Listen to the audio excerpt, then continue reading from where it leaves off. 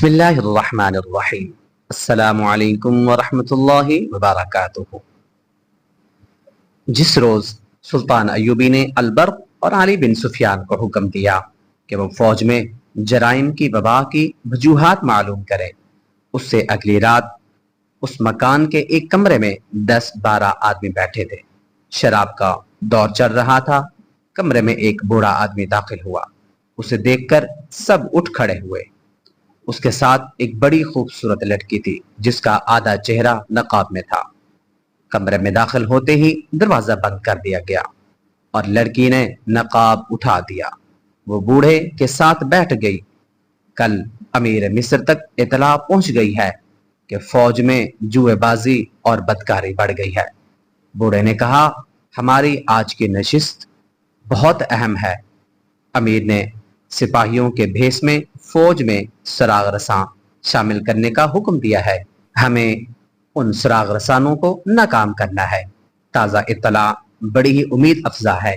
2 مصری سپاہیوں نے ایک عورت پر لڑ کر ایک دوسرے کو قتل کر دیا ہے۔ یہ ہماری کامیابی کی ابتدا ہے۔ 3 مہینوں میں صرف ایک مسلمان سپاہی نے دوسرے کو قتل کیا اور خود بھی قتل ہوا ہے۔ ایک آدمی نے بوڑھے کی بات کاٹ کر کہا، کامیابی کی یہ رفتار بہت سست ہے۔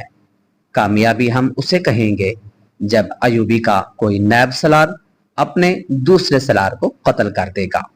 میں کامیابی اسے کہوں گا جب کوئی سالار یا نائب سالار صلاح الدین ایوبی کو قتل کر دے گا۔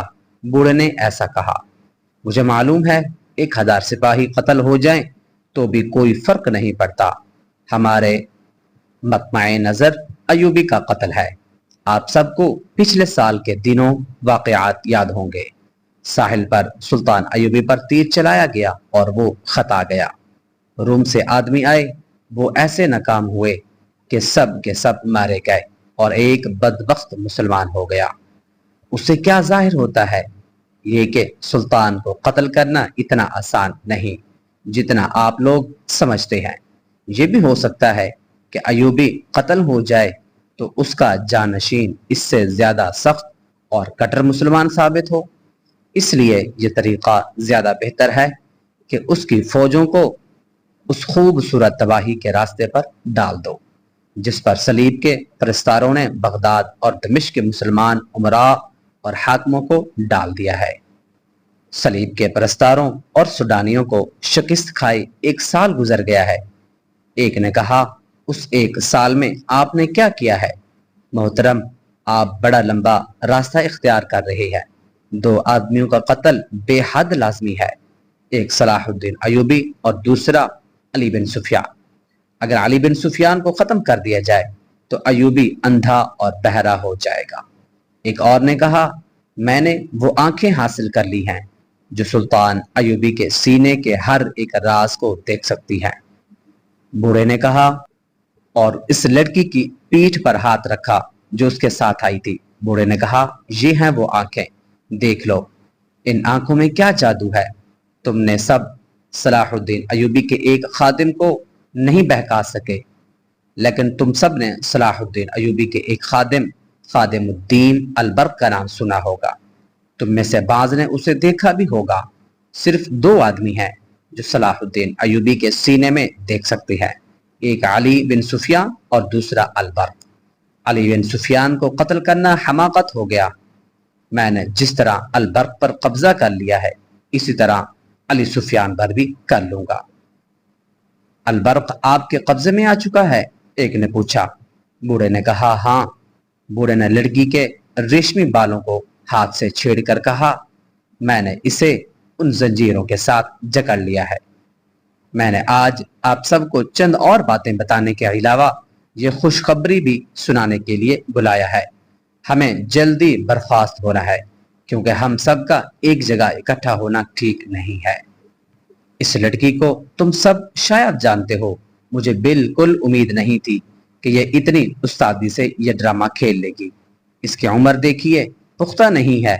میں پورا 1 سال ایسے موقع کی تلاش میں مارا پھرتا رہا کہ علی بن سفیان یا البرق کو یا دونوں کو پھانس سکوں۔ میں ان سے ملا کبھی نہیں کیونکہ میں ان کی شناخت میں نہیں آنا چاہتا تھا۔ फौजी हुकाम को सुल्तान शहरियों से दूर रखता था। आखिर इसने फौजी मेले का ऐलान किया और मुझे पता चल गया कि उसने अपनी फौज कमांडारों, सलारों और ओहदेदारों से कहा है कि मेले में वो शहरियों में बैठें और उनसे बातें करें और उन पर अपना रौब नहीं बल्कि एतमाद पैदा करें। मुझे अली बिन सुफियान कहीं नजर नहीं आया। उस लड़की को मैं साथ ले गया था। अलबर्क नजर आ गया। उसके साथ 2 कुर्सियां खाली थी। मैंने लड़की को उसके पास बिठा दिया। उसे मैं 8 महीनों से उस्तादी तरीके सिखा रहा था। मुझे अपना बूढ़ा खामद और अपने आप को खरीदी हुई मजलूम लड़की बताकर इसने अलबर्क जैसे मोमिन को अपनी खूबसूरती में गिरफ्तार कर लिया है। मुलाकात का वक़्त और जगह तय कर ली है। मैंने उसे बताया कि उसे खंडर में क्या नाटक खेलना है। लड़की खंडर में चली गई। मैं 4 आदमियों के साथ वहां मौजूद था। 2 आदमी उस वक्त यहाँ मौजूद हैं। 2 को आप सब नहीं जानते। वो हमारे गिरोह के आदमी हैं। उसने अलबर्क पर साबित कर दिया कि ये उसकी खातिर जान दे देगी। हमारे 4 साथियों ने अलबर्क पर और उस पर तलवारों से हमले किए। उसने बच्ची के वार किए। ये नाटक इस कदर हकीकी मालूम होता था कि अलबर्क को शक तक ना हुआ। कम वक्त के दिमाग में ये भी ना आई कि तलवारों के और बच्ची के इतने वार हुए मगर कोई जख्मी तक ना हुआ। मैंने ये कहकर खेल खत्म किया कि यह लड़की इतनी बहादुर है कि किसी बहादुर के पास ही अच्छी लगती है। मैंने उसे खुशी का इजहार करते हुए अलबर्क के हवाले कर दिया। मैंने उसे अपना नाम आसिफा बता रखा है। लड़की ने कहा, मैं हैरान हूं कि इतनी पुख्ता उम्र का हाकिम इतनी आसानी से मेरे जाल में फंस गया है। मैंने उसे शराब का आदी बना दिया है। उसने कभी नहीं पी थी। पहली बीवी उसके घर में रहती है। उसके बच्चे भी हैं, लेकिन वो सब कुछ जैसे भूल गया है। लड़की ने महफिल को तफसील से बताया कि उसने कैसे कैसे तरीकों से सुल्तान अयूबी के इस मोतमद खासूसी की अकल को अपनी मुट्ठी में ले रखा है। इन 3 महीनों में ये लड़की मुझे सलाहुद्दीन अयूबी के कई कीमती राज दे चुकी है। बूढ़े ने कहा, सुल्तान अयूबी बहुत ज्यादा फौज तैयार कर रहा है। उसमें से वो आधी मिस्र में रखेगा और बाकी निस्फ को अपनी कमान में ईसाई बादशाहों के खिलाफ लड़ाने के लिए ले जाएगा। उसकी नजर यरूशलेम पर है, लेकिन अलबर्क से उस लड़की ने जो राज लिए हैं वो ये हैं कि सुल्तान सबसे पहले अपने मुसलमान हुक्मरानों और किलादारों को मुत्तहिद करेगा। उनके इत्तेहाद को सलीब के परस्तारों ने बिल्कुल इसी तरह बखेर दिया है जिस तरीके से हमने अलबर्क को अपने कब्जे में लिया है। एक आदमी ने पूछा, तो क्या हम ये समझे कि अलबर्क अब हमारे गिरोह का फर्द है? बूढ़े ने जवाब दिया, नहीं, वो सच्चे दिल से अयूबी का वफादार है। वो इतना ही वफादार उस लड़की का भी है। ये लड़की सुल्तान, कौम और इस्लाम की वफादारी का इजहार ऐसे वालहाना तरीके से करती है कि अलबर्क इसे कौम की जानबाज बेटी समझता है। इस लड़की के हुस्न जवानी और मोहब्बत के अमली इजहार का जादू अलग है। अलबर्क को हम अपने साथ नहीं ला सकते। जरूरत ही क्या है, वो पूरी तरह हमारे हाथों में खेल रहा है। उस गिरोह के एक रुकन ने पूछा, सुल्तान अयूबी और क्या करना चाहता है? उसके जहन में सल्तनत इस्लामिया है। बूढ़े ने कहा, वो सलीब की सल्तनत में इस्लाम का झंडा गाड़ने का मंसूबा बना चुका है। हमारे इन जासूसों को जो समंदर पार से आए हैं अयूबी ने गिरफ्तार और बेकार करने के लिए अली बिन सुफियान की निगरानी में एक बहुत बड़ा गिरोह तैयार किया है। अलबर्क से हासिल की हुई इतलात के मुताबिक उसने जानबाजों की एक अलग फौज तैयार की है जिसे वो सलीबी मुल्कों में भेजकर जासूसी और तबाही कराएगा। उस फौज की ट्रेनिंग शुरू हो चुकी है। सलाहुद्दीन अयूबी के मंसूबे बेहद खतरनाक हैं। उन्हीं को अमली जामा पहनाने के लिए उसने फौजी मेले का ढोंग रचाया और 6-7 हजार जवान भर्ती कर लिए। लोग अभी तक भर्ती हो रहे हैं। भर्ती होने वालों में सूडानी भी है। मुझे ऊपर से जो हिदायत मिली हैं वो ये हैं कि अयूबी की फौज में बदकारी के बीज बोने हैं اس کا طریقہ یہ ہے کہ ان کے دلوں میں عورت اور جوا داخل کر دو۔ بوڑھے نے بتایا کہ اس نے فوجی میلے کے فوراً بعد اپنے آدمی بھرتی کرا دیے تھے۔ انہوں نے بڑی خوبی سے فوج میں جوا شروع کروا دیا ہے۔ جوا اور عورت ایسی چیزیں ہیں جو انسان کو چوری اور قتل تک لے جاتی ہیں۔ اس نے دوسرا طریقہ یہ بتایا کہ عصمت فروشی عورتوں کو ٹریننگ دے کر فوجی کیمپوں کے ارد گرد چھوڑ دیا ہے، جو یہ ظاہر نہیں ہونے دیتی کہ وہ پیشہ ور ہیں۔ انہوں نے سلطان کے فوجیوں کو بدی کے راستے پر ڈالنے کے ساتھ ساتھ ان میں رقابت بھی پیدا کرتی ہے۔ بوڑھے نے کہا، اس کی کامیابی برسوں سامنے آئی ہے۔ دو سپاہی ایک عورت کے خیمے میں بیک وقت پہنچ گئے، دونوں لڑ پڑے اور ایک دوسرے کو بری طرح زخمی کر دیا۔ ایک تو خیمے میں ہی مر گیا، دوسرے کے متعلق پتہ چلا کہ کیمپ میں جا کر مر گیا ہے۔ یہ رپورٹ سلطان ایوبی تک پہنچ گئی ہے۔ اس نے علی بن سفیان اور البرق کو حکم دیا ہے کہ فوج میں اپنے سراغ رساں بھیج کر معلوم کریں جوا بازی، چوری چکاری اور بدکاری کیوں بڑھتی جا رہی ہے۔ لہذا آپ سب ان تمام عورتوں سے جو اسی کام میں مصروف ہیں سب سے کہہ دیں کہ کیمپوں کے قریب بالکل نہ جائیں۔ اسی مجلس میں یہ بھی بتایا گیا کہ آصفہ، جس کا اصلی نام کچھ اور تھا، 5ویں چھٹی رات اس بوڑھے کو اطلاعیں دینے جاتی ہے جو البرق سے حاصل کرتی ہے۔ جس رات اسے باہر نکلنا ہوتا ہے وہ البرق کو شراب میں ایک خاص سفوف گھول کر پلا دیتی ہے۔ اس کے اثر سے صبح تک اس کی آنکھ نہیں کھل سکتی۔ مجلس میں یہ انکشاف بھی ہوا کہ مصر کے شہریوں اور قصبوں میں خفیہ کعبہ خانے اور قمار خانے قائم کر دیے گئے ہیں۔ ان کے اثرات امید افزا ہیں۔ تربیت یافتہ عورتیں اچھے اچھے گھرانوں کے نوجوانوں کو بدکاری کے راستے پر ڈالتی جا رہی ہیں۔ اب کوشش یہ کی جائے گی کہ مسلمان لڑکیوں میں بھی بے حیائی کا رجحان پیدا کیا جائے گا۔ یہ محفل جو جاسوسوں کا ایک خفیہ اجلاس تھا برخاست ہوئی۔ وہ سب اکٹھے باہر نہ نکلے۔ ایک آدمی باہر جاتا تھا، 10-15 منٹ بعد دوسرا آدمی نکلتا تھا۔ بوڑھا بھی چلا گیا تھا، صرف آصفہ اور ایک آدمی رہ گیا۔ آصفہ نے نقاب میں چہرہ چھپایا اور آدمی کے ساتھ نکل گئی۔ البرق نے آصفہ کو ایک راز بنا کے رکھا ہوا تھا۔ اس نے ابھی کسی کو نہیں بتایا تھا کہ اس نے دوسری شادی کر لی ہے۔ دوسری شادی معیوب نہیں تھی، لیکن وہ ڈرتا تھا کہ دوست مذاق کریں گے کہ اتنا عرصہ ایک بیوی کے ساتھ گزار کر 40 سال کی عمر میں نوجوان لڑکی کے ساتھ شادی کر لی۔ مگر یہ بھید چھپ نہ سکا۔ علی بن سفیان نے شہر میں اور فوجی کیمپوں کے ارد گرد اپنے جاسوس پھیلا رکھے تھے۔ اسے یہ اطلاعیں مل رہی تھی کہ فوجی میلے کے بعد شہر میں بھی جوا اور بدکاری بڑھ رہی ہے۔ ایک روز ایک سراغ رساں نے علی بن سفیان کو یہ رپورٹ دی کہ گزشتہ 3 مہینوں میں اس نے 4 بار دیکھا ہے کہ خادم الدین البرق کے گھر سے رات اس وقت جب سب سو جاتی ہے ایک عورت سیاہ لبادے میں لپٹی ہوئی نکلتی ہے۔ وہ تھوڑی دور جاتی ہے تو ایک آدمی اس کے ساتھ ہو جاتا ہے۔ سراغ رساں نے بتایا کہ دوبارہ اس نے یہیں تک دیکھا ہے۔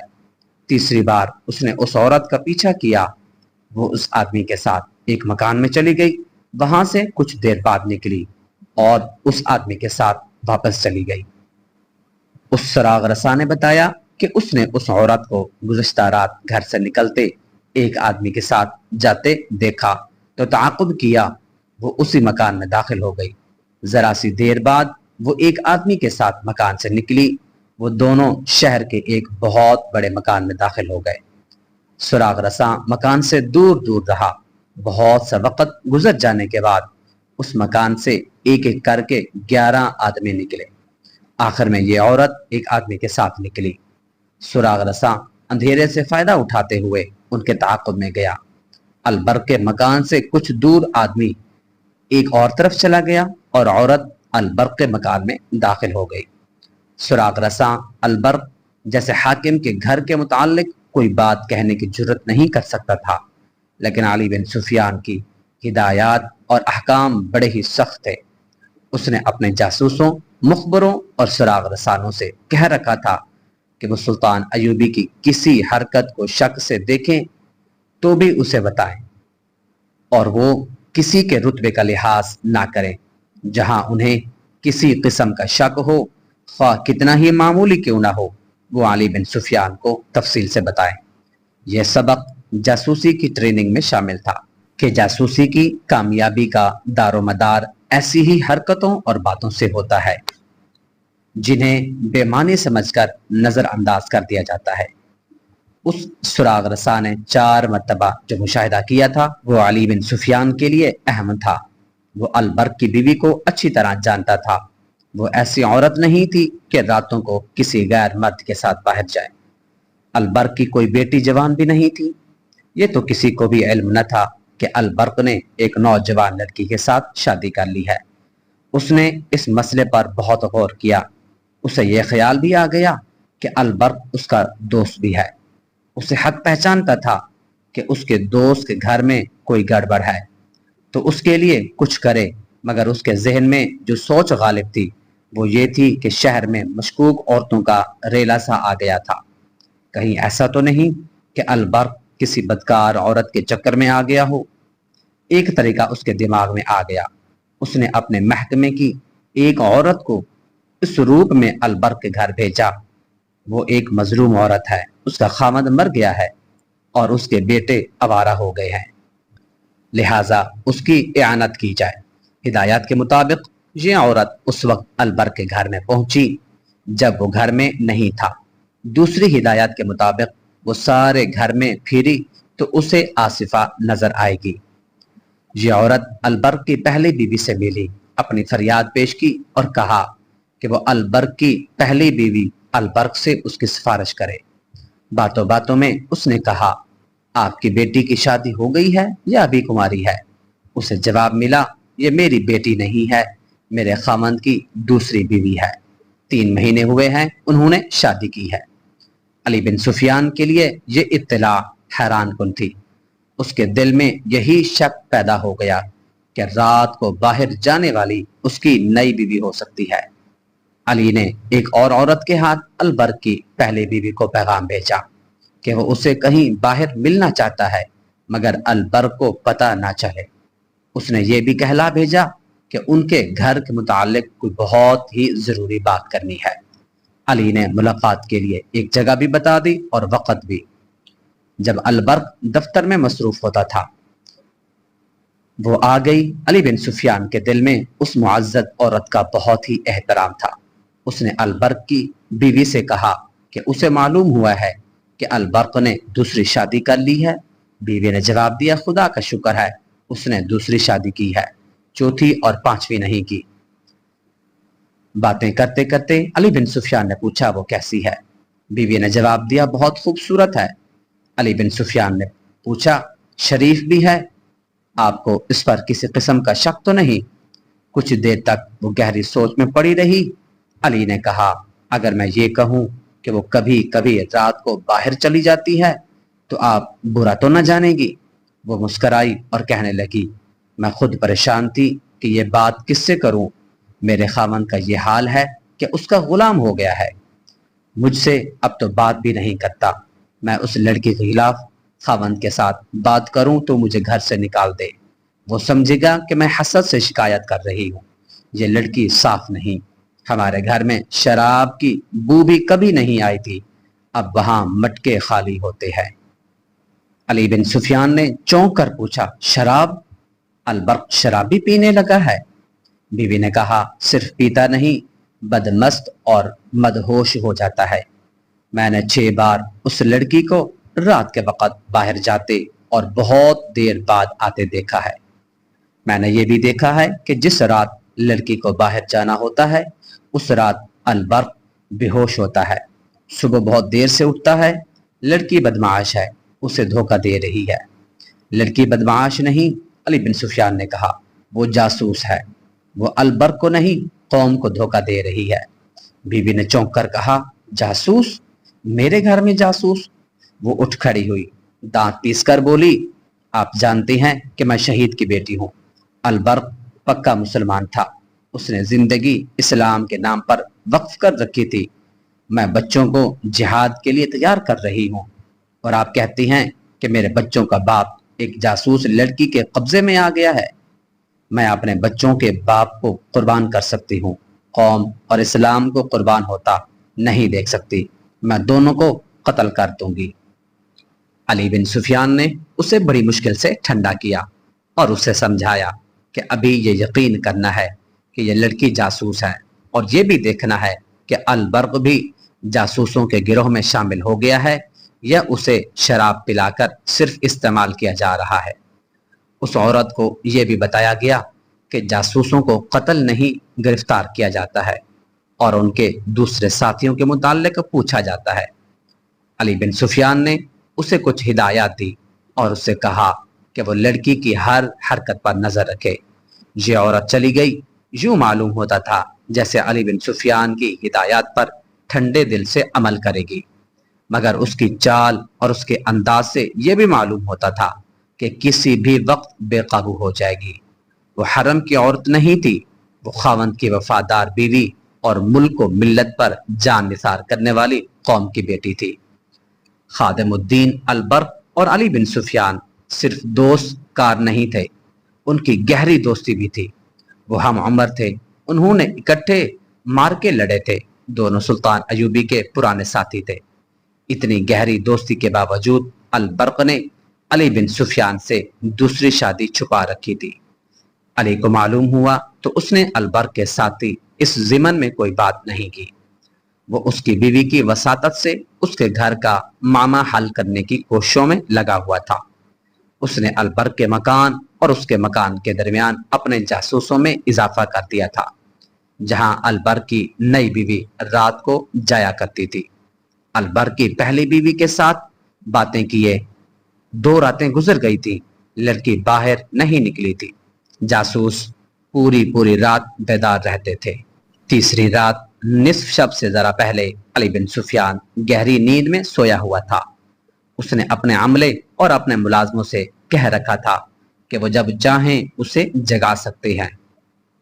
وہ ان حاکموں سے مختلف تھا جو کسی کو آرام میں مخمل ہونے کی اجازت نہیں دیتے تھے۔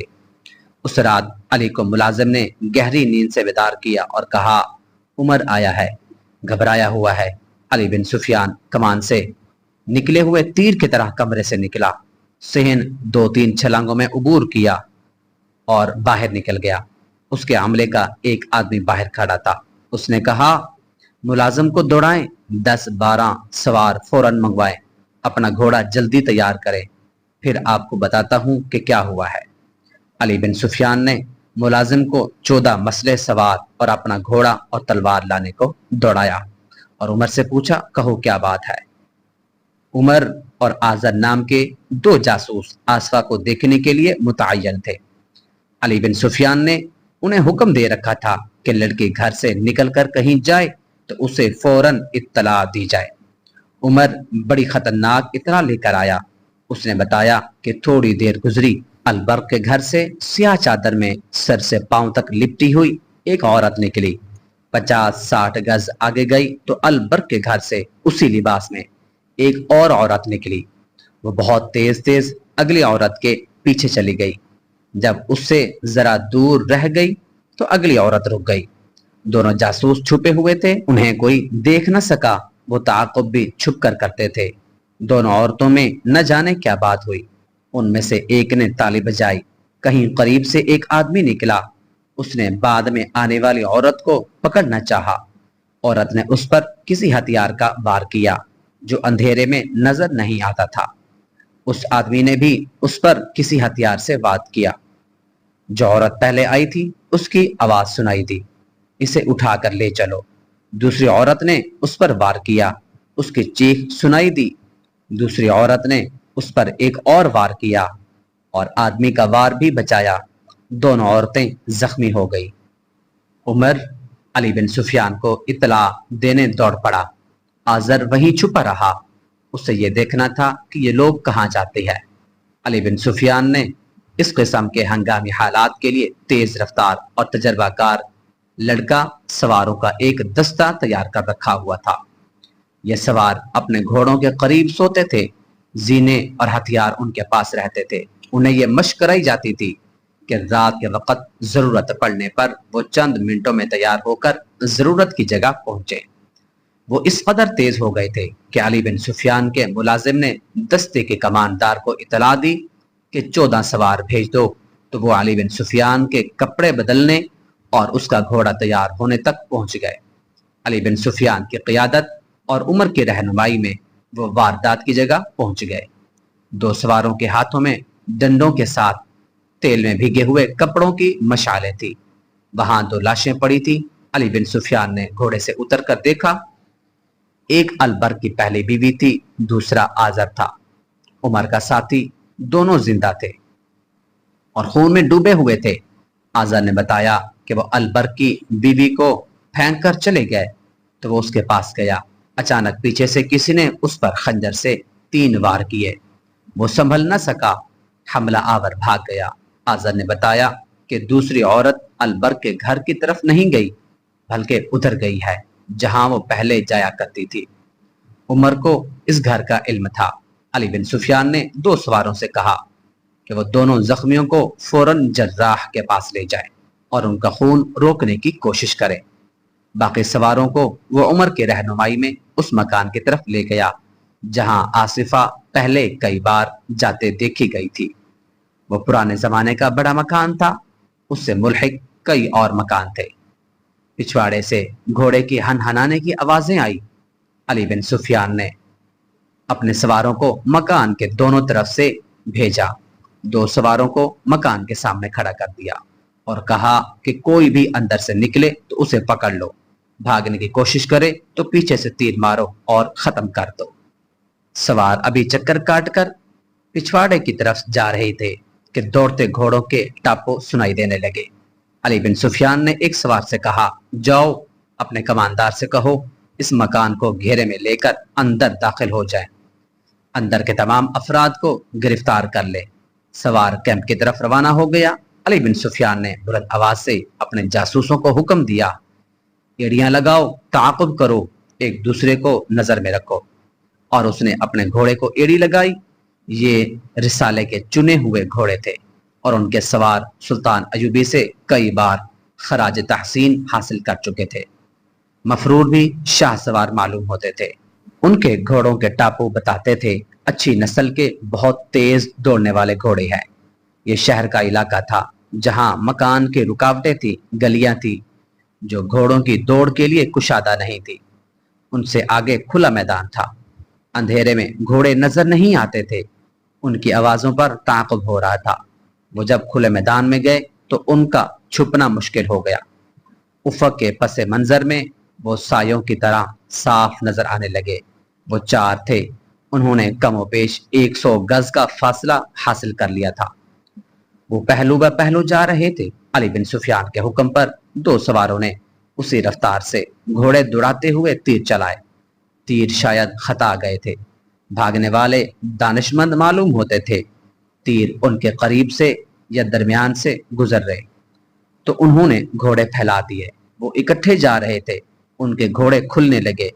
نہایت اچھے طریقے سے گھوڑے ایک دوسرے سے خاصے دور ہٹ گئے۔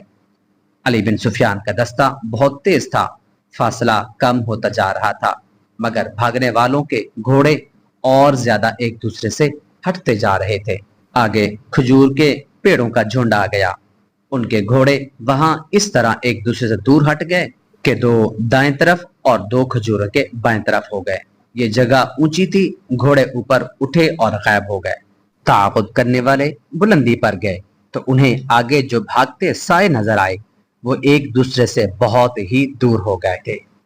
پھر وہ اتنی دور دور ہو گئے کہ ان کا رخ ہی بدل گئے۔ علی بن سفیان جان گیا کہ وہ اس کے سواروں کو منتشر کرنا چاہتے ہیں۔ علی نے بلند آواز سے کہا کہ ہر سوار کے پیچھے تقسیم ہو جاؤ، ایک دوسرے کو بتاؤ، ایڑیاں لگاؤ، فاصلے کم کرو، کمانوں میں تیر ڈالو۔ سوار تقسیم ہو گئے، سب نے کندھوں سے کمانے اتار کر تیر ڈال دیے اور تقسیم ہو کر ایک ایک گھوڑے کے پیچھے ہو گئے۔ ان کے گھوڑوں کی رفتار اور تیز ہو گئی۔ ٹاپوؤں کے شور و غل میں کمانوں سے تیر نکلنے کی آوازیں سنائی دیں۔ किसी ने ललकार कर कहा, एक को मार लिया है, घोड़ा बेकाबू हो गया है। इधर अली बिन सुफियान के साथ जो दो सवार थे, उन्होंने बैक वक्त तीर चलाए। अंधेरे में तीर खता जाने का डर था और तीर खता भी जा रहे थे। फिर भी उन्होंने एक और घोड़े को निशाना बना लिया। ये घोड़ा बेकाबू होकर और घूम कर पीछे को आया। एक सवार ने उसकी गर्दन में बर्छी मारी, दूसरे ने अपने घोड़े से झुककर उसके पीठ में बर्छी दाखिल कर दी, मगर घोड़ा तवाना था, गिरा नहीं। सवार जिंदा पकड़ना था। अली के एक सवार ने बाजू बढ़ाकर एक सवार की गर्दन जकड़ ली। नीचे घोड़ा जख्मी था, वो रुकते रुकते रुक गया। उस पर एक आदमी सवार था और एक लड़की, जिसे सवार ने आगे बिठा रखा था। लड़की शायद बेहोश थी। सहरा की तारीक रात में अब किसी दौड़ते घोड़ों के टापू नहीं सुनाई दे रहे थे। सवारों की आवाजें और चलते घोड़ों के टापू सुनाई देते थे। सवार एक दूसरे को पुकार रहे थे। उनकी आवाजों से पता चलता था कि उन्होंने भागने वालों को पकड़ लिया है। अली बिन सुफियान ने सबको इकट्ठा कर लिया। भागने वाले पकड़े गए थे, उनके दो घोड़े जख्मी थे। उन घोड़ों को मरने के लिए सहरा में छोड़ दिया गया। भागने वाले 5 थे, 4 आदमी और एक लड़की। लड़की गिर पड़ी थी। भागने वालों में से एक ने कहा, हमारे साथ तुम लोग जो सलूक करना चाहो कर लो, मगर ये लड़की जख्मी है, हम उम्मीद रखेंगे कि तुम इसे परेशान नहीं करोगे। एक घोड़े की जीन के साथ मशाल बांधी हुई थी, खोलकर जलाई गई। लड़की को देखा गया, बहुत ही खूबसूरत और नौजवान लड़की थी। उसके कपड़े खून से सुर्ख हो गए थे। उसके कंधे पर गर्दन के करीब खंजर का गहरा जख्म था। उससे इतना खून निकल गया था कि लड़की का चेहरा लाश की तरह सफेद और आंखें बंद हो गई थी। अली बिन सुफियान ने जख्म में एक कपड़ा ठोंसकर और ऊपर एक और कपड़ा बांध दिया और उसे एक घोड़े पर डालकर सवार से कहा, जल्दी जर्राह तक पहुंचो। वहां जल्दी का सवाल ही नहीं था। वो शहर से मीलों दूर निकल गए थे। कैदियों में एक बूढ़ा था। यह काफिला जब कहरा पहुंचा, सुबह तुलू हो रही थी। सुल्तान को रात के वाकया की इत्तला मिल गई थी। अली बिन सुफियान अस्पताल गया। जराह और तबीब कैदी लड़की की मरहम पट्टी में और होश में लाने में मसरूफ थे। सवार ने उसे थोड़ी देर पहले पहुंचा दिया था। अलबर्क की पहली बीवी और आजर होश में आ गए थे, मगर उनकी हालत तसल्ली बख्श नहीं थी। सुल्तान अयूबी अस्पताल में पहले मौजूद था। उसने अली बिन सुफियान को अलग करके कहा, मैं बहुत देर से यहाँ हूँ। मैंने अलबर्क को बुलाने के लिए आदमी भेजा तो उसने अजीब बात बताई। वो कहता है कि अलबर्क होश में नहीं है। उसके कमरे में शराब के प्याले और सुराही पड़ी है। क्या वो शराब भी पीने लगा है? उसे इतना भी होश नहीं कि उसकी बीवी घर से बाहर जख्मी पड़ी है। मैंने उसकी बीवी से अभी कोई बात नहीं की, तबीब ने मना कर दिया है। अली बिन सुफियान ने कहा, इसकी एक नहीं 2 बीवियां जख्मी हैं। ये लड़की जिसे हमने सहरा से जाकर पकड़ा है, अलबर्क की दूसरी बीवी है। जरा जख्मियों को बोलने के काबिल होने दें, हमने बहुत बड़ा शिकार मारा है। अलबर्क सूरज निकलने के बाद जागा। मुलाजिम के बताने पर वो दौड़ता आया। उसकी दोनों बीवियां जख्मी पड़ी थी। उसे 4 जासूस दिखाए गए। वो बूढ़े को देखकर बहुत हैरान हुआ। उसे वो आसिफा का बूढ़ा खावन समझता रहा। सुल्तान अयूबी ने यह वारदात अपने तहवील में ले ली, क्योंकि ये जासूसों के पूरे गिरोहों की वारदात थी और उसमें उसका मोतमेद मुलव्वस था, जिसे फौज के तमाम राज और आइंदा मंसूबे मालूम थे। जो ही जख्मी बयान देने के काबिल हुए, उनसे बयान लिए गए। उनसे ये कहानी यूं बनी कि अलबर्क की पहली बीवी को जब अली बिन सुफियान ने बताया कि उसके खावंद की दूसरी बीवी मुश्तबे चाल चलन है और वो जासूस मालूम होती है, तो वो सख्त गुस्से के आलम में घर चली गई। वो अपने खावंद को और आसिफा को कत्ल कर देना चाहती थी, लेकिन अली बिन सुफियान ने उसे कहा था कि जासूसों को जिंदा पकड़ा जाता है ताकि उनके पीछे छुपे हुए साथियों का सुराग लिया जा सके। उसने अपने आप पर काबू पाया और आसिफा पर गहरी नजर रखने लगी। उसने रात का सोना भी तर्क कर दिया। मौका देखकर उसने उनके सोने वाले कमरे में एक दरवाजे में छोटा सा सुराख कर लिया, जो दूसरे कमरे में खुलता था। रात को उस सुराख में से उन्हें देखती रहती थी। 2 रातें तो उसने यही देखा कि लड़की البرق کو شراب پلاتی اور اریانی کا پورا مظاہرہ کرتی تھی۔ وہ سلطان ایوبی کی باتیں ایسے انداز سے کرتی تھی جیسے وہ اس کا پیر اور مرشد ہو، صلیبیوں کو برا بھلا کہتی اور وہی باتیں کرتی جو سلطان ایوبی کے جنگی منصوبے میں شامل تھی۔ البرق اسے بتاتا تھا کہ سلطان کیا کر رہا ہے اور کیا سوچ رہا ہے۔ البرق کی پہلی بیوی نے 2 راتیں یہی کچھ دیکھا اور سنا۔ تیسری رات وہ ناٹک کھیلا گیا جس کا البرق کی پہلی بیوی کو بےتابی سے انتظار تھا۔ آصفہ نے البرق کو شراب پلانی شروع کی اور اسے بالکل حیوان بنا دیا۔ آصفہ دونوں پیالے اٹھا کر یہ کہہ کر دوسرے کمرے میں چلی گئی، دوسری لاتی ہوں۔ وہ واپس آئی تو پیالوں میں شراب تھی۔ اس نے ایک پیالہ البرق کو دیا، دوسرا خود منہ سے لگا لیا۔ اس کے بعد اس نے بے حد ننگی حرکتیں کی اور البرق بے سدھ لیٹ گیا۔ آصفہ نے کپڑے پہنے اور البرق کو آہستہ آہستہ بلایا۔ وہ نہ بولا، پھر اسے ہلایا، ہاتھ سے اس کے آبرو اوپر کیے مگر اس کی آنکھیں نہ کھلی۔ اس نے پیالے دوسرے کمرے میں لے جا کر شراب میں بے ہوش کرنے والی کوئی چیز البرق کے پیالے میں ملا دی تھی۔ آصفہ نے کپڑے پہنے، اوپر سیاہ چادر اس طرح لے لی کہ سر سے پاؤں تک چھپ گئی۔ آدھی رات ہونے کو تھی۔ اس نے قندیل بجھائی اور باہر نکل گئی۔ پہلی بیوی آگ بگولا ہو گئی۔ اس نے خنجر اٹھایا، اوپر لبادہ اوڑھا، وہ کمرے سے نکلنے لگی تو دیکھا کہ آصفہ ایک ملازم کا ساتھ خسر پھسر کر رہی تھی۔ اسے پتہ چلا کہ ملازم کو اس نے ساتھ ملا رکھا تھا۔ آصفہ باہر نکل گئی، ملازم اپنے کمرے میں چلا گیا۔ پہلی بیوی بڑے دروازے سے باہر نکل گئی۔ وہ تیز تیز چلتی آصفہ کے تعاقب میں گئی۔ وہ اس کے قدموں کی آہٹ پر جا رہی تھی۔ وہ صرف یہ دیکھنا چاہتی تھی کہ وہ کہاں جا رہی ہے۔ آصفہ کو شاید اس کے قدموں کی آہٹ سنائی دی تھی۔ وہ رک گئی۔ پہلی بیوی اندھیرے میں اچھی طرح دیکھ نہ سکی۔ وہ آصفہ کے قریب چلی گئی اور رک گئی۔ اچانک آمنے سامنے آ جانے سے پہلی بیوی نے فیصلہ نہ کر سکی کہ کیا کرے۔ اس کے منہ سے نکل گیا، کہاں جا رہی ہو آصفہ؟ پہلی بیوی کو معلوم نہ تھا کہ لڑکی کی حفاظت کے لیے ایک آدمی چھپ چھپ کر اس کا ساتھ جاتا ہے جو کسی کو نظر نہیں آتا۔ آصفہ نے اپنے ہاتھ پر ہاتھ مارا اور البرق کی پہلی بیوی سے ہنس کر کہا، آپ میرے پیچھے آئی ہیں یا کہیں جا رہی ہیں؟ اتنے میں پیچھے سے کسی نے پہلی بیوی کو بازوں میں جکڑ لیا، مگر اس عورت نے گرفت مضبوط ہونے سے پہلے ہی جسم کو زور سے جھٹکا دیا اور آزاد ہو گئی۔ اس نے تیزی سے خنجر نکال لیا۔ اس کے سامنے ایک آدمی تھا۔ عورت نے اس پر وار کیا جو وہ بچا گیا۔ آدمی نے اس پر وار کیا، خنجر عورت کے پہلو میں اتر گیا۔ اس آدمی نے دیکھ لیا تھا کہ عورت کے پاس خنجر ہے۔ وہ فوراً پیچھے ہٹ گیا۔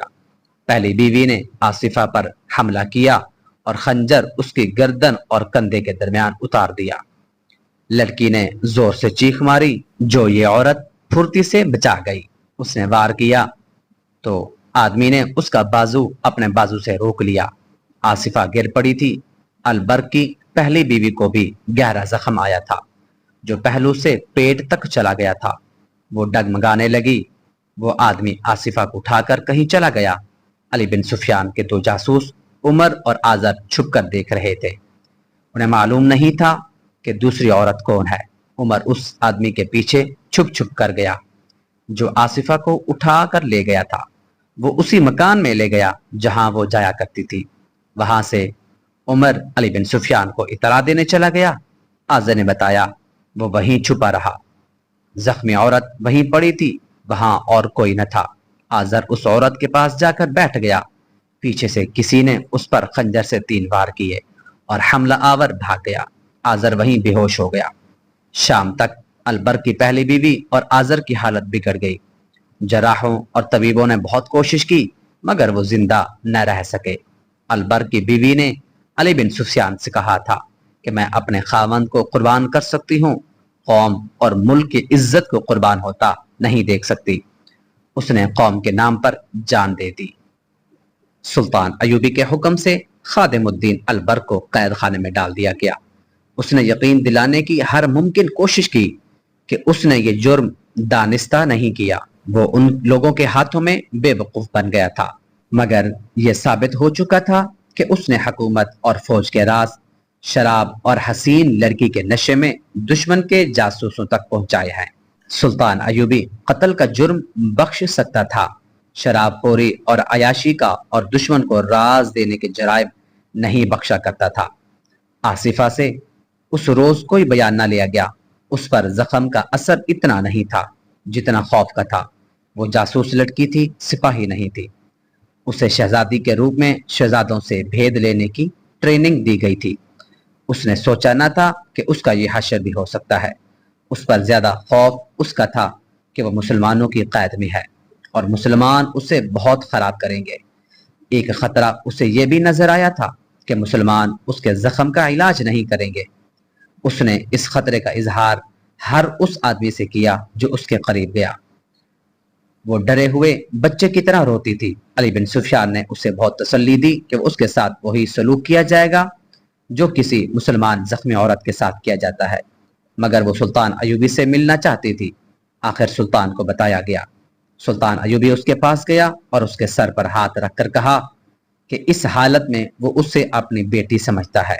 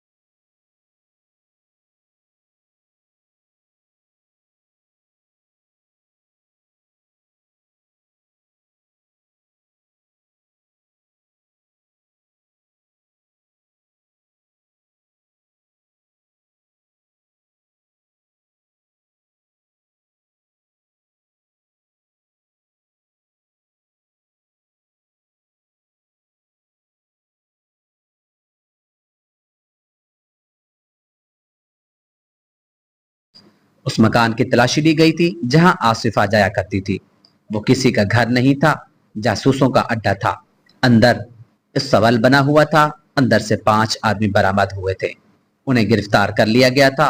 उन पांचों ने, उन चारों ने जिन्हें ताक़ुब में पकड़ा गया था, जुर्म का एतराफ करने से इनकार कर दिया।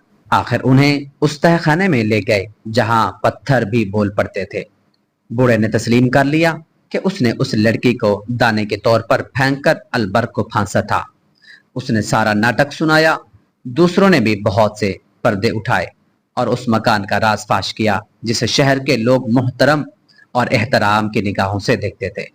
उस मकान में बहुत सी लड़कियां रखी गई थी जो 2 मकासद के लिए इस्तेमाल होती थी। एक जासूसी के लिए और दूसरी हाकिमों और ऊंचे घराने के मुसलमान नौजवानों का अखलाक तबाह करने के लिए। वो मकान जासूसों और तखरीबकारों का अड्डा था।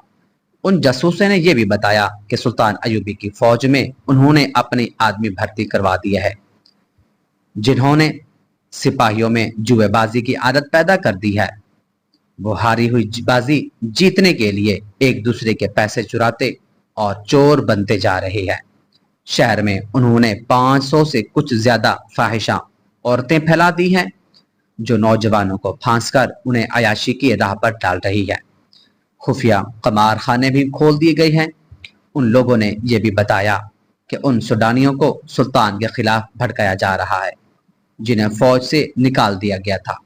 सबसे अहम इंकशाफ यह था कि उन्होंने 6 ऐसे मुसलमान अफसरों के नाम बताए जो सुल्तान अयूबी की हुकूमत में अहम हैसियत रखते थे मगर सुल्तान अयूबी के खिलाफ काम कर रहे थे।